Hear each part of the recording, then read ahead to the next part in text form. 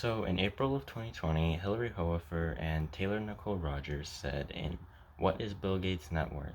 That if he only spent $1 million a day, it would take him 245 years to spend his entire fortune, and he is only the second richest man alive.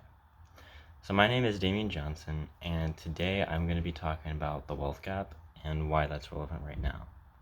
So if you've never heard the words wealth gap before, it's basically just a term talking about how the difference between how much the richest person in a country makes and how much the poorest person in a country makes. So I think this is relevant because, it's clearly a problem, and I think as long as something is a problem, it's going to be relevant because it doesn't just go away on its own.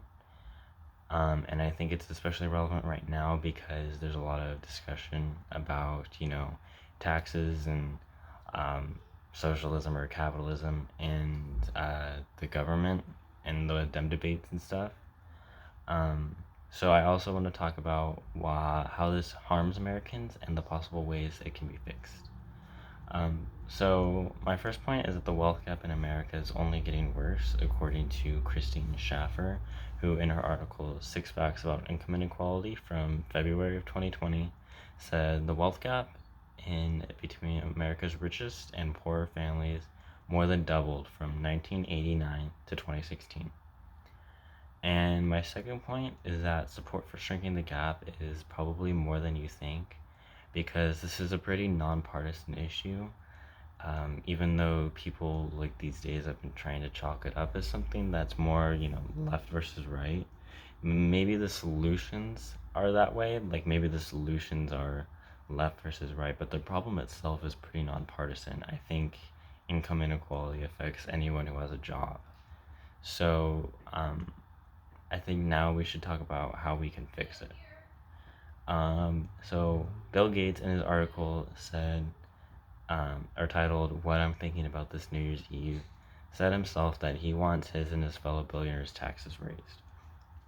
As I claimed earlier, it would take more than a lifetime to spend Bill Gates' fortune, and redistributing wealth from the top back into society is the best way to ensure that wages are rising across the board.